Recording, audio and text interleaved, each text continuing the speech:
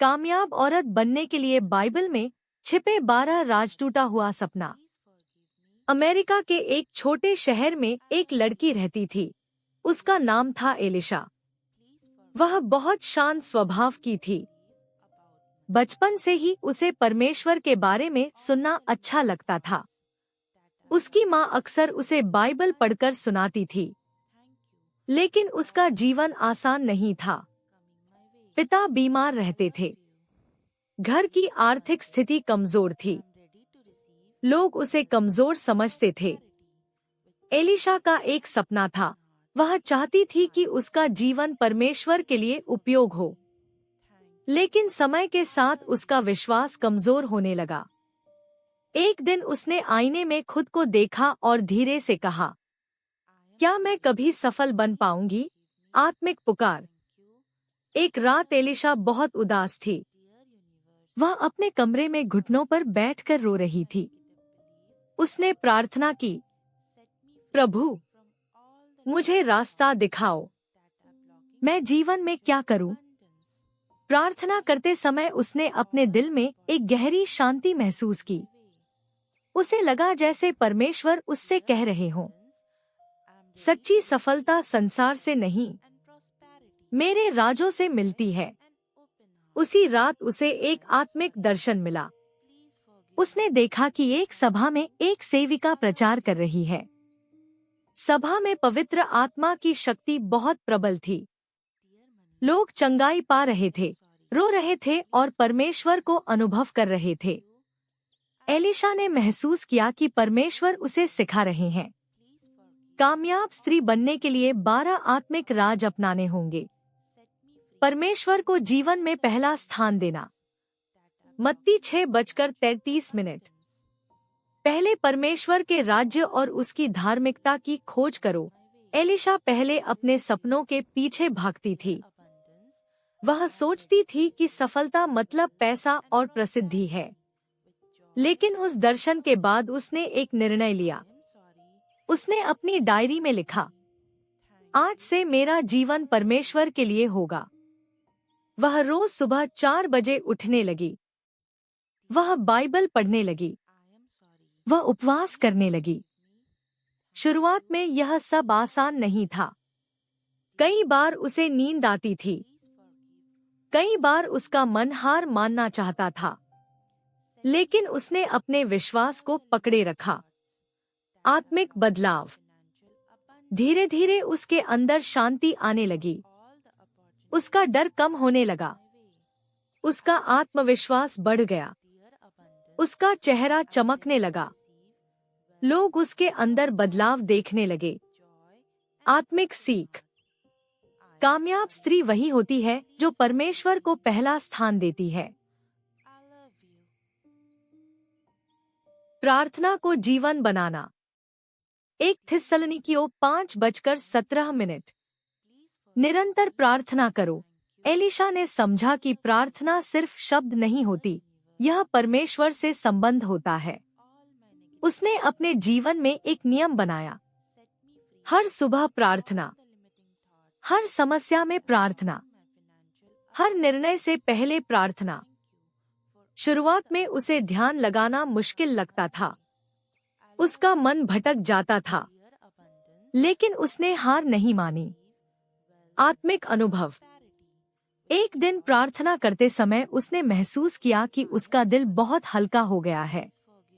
उसे लगा जैसे कोई उससे कह रहा हो, डर मत, मैं तेरे साथ हूँ। उस दिन के बाद उसकी प्रार्थना बदल गई। वह परमेश्वर से बात करने लगी जैसे एक बेटी अपने पिता से बात करती है। जीवन में बदलाव। उसका डर खत्म होने लगा। उसके निर्णय सही होने लगे। उसका विश्वास मजबूत हो गया। आत्मिक सीख। प्रार्थना स्त्री की सबसे बड़ी ताकत होती है। पवित्र आत्मा के मार्गदर्शन में चलना। रोमियो 8:14। जो परमेश्वर की आत्मा के द्वारा चलाए जाते हैं, वे परमेश्वर के पुत्र हैं। एलिशा पहले अपने फैसले खुद लेती थी, लेकिन कई बार उसके निर्णय गलत साबित होते थे। एक दिन उसने महसूस किया कि उसे हर निर्णय परमेश्वर से पूछना चाहिए। जीवन की परीक्षा। उसे एक नौकरी का अवसर मिला, अच्छी सैलरी, बड़ा पद, शानदार ऑफिस, लेकिन उस जगह का वातावरण गलत था। सब लोग उसे वह नौकरी लेने को कह रहे थे, लेकिन प्रार्थना में उसे शांति नहीं मिली। उसने नौकरी छोड़ दी। लोगों ने उसका मजाक उड़ाया। परमेश्वर की योजना। कुछ महीनों बाद उसे एक सेवा कार्य मिला जहां वह लोगों की मदद कर सकती थी। वह समझ गई, पवित्र आत्मा हमेशा सही रास्ता दिखाता है। नम्रता अपनाना। याकूब 4:10।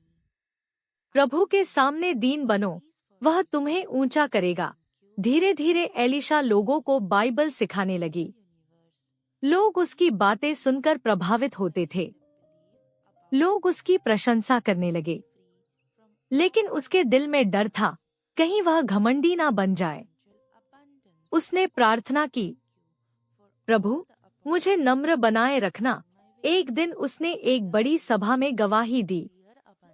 सभा खत्म होने के बाद लोग उसे महान कहने लगे, लेकिन उसी रात उसने घुटनों पर बैठकर प्रार्थना की, सब महिमा सिर्फ परमेश्वर की है। परमेश्वर ने उसे और ज्यादा इस्तेमाल करना शुरू किया। लोग उसकी नम्रता से प्रभावित होने लगे। विश्वास की परीक्षा।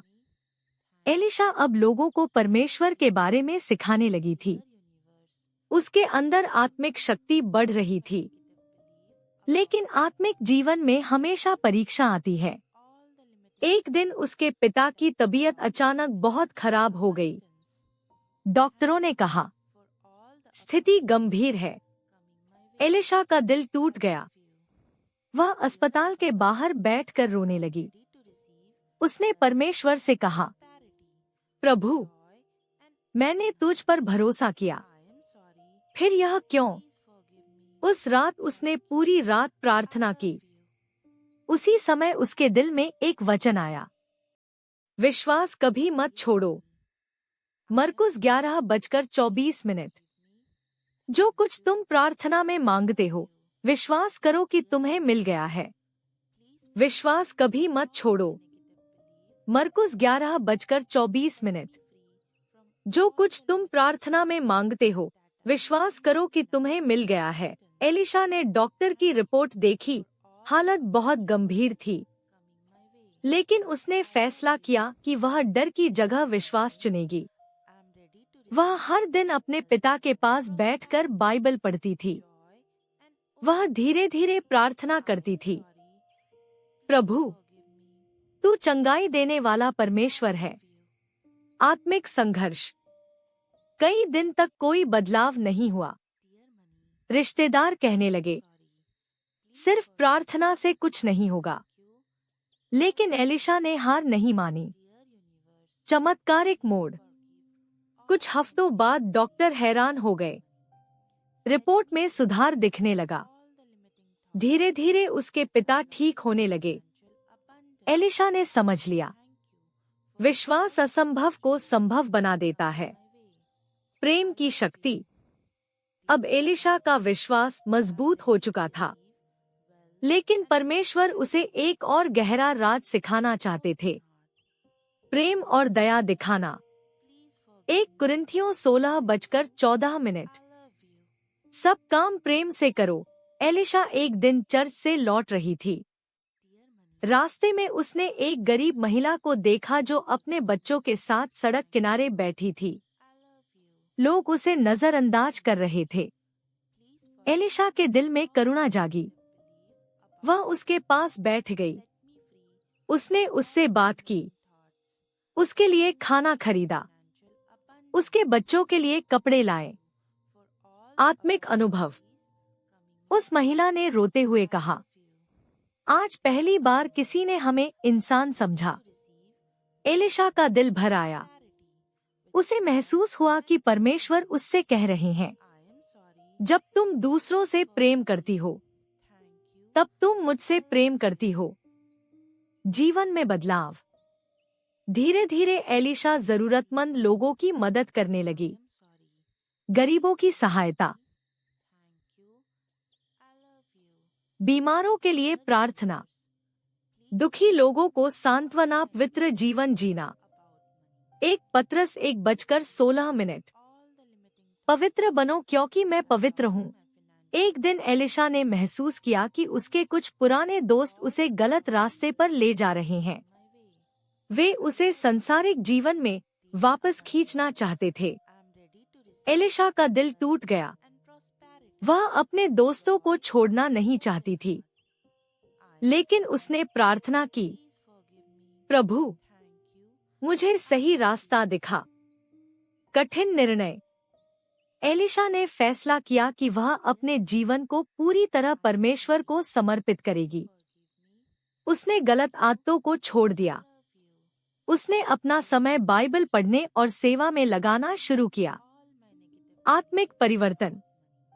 धीरे धीरे उसका जीवन प्रकाश से भरने लगा। लोग उसके अंदर परमेश्वर की उपस्थिति महसूस करने लगे। आत्मिक सीख। पवित्र जीवन स्त्री को आत्मिक अधिकार देता है।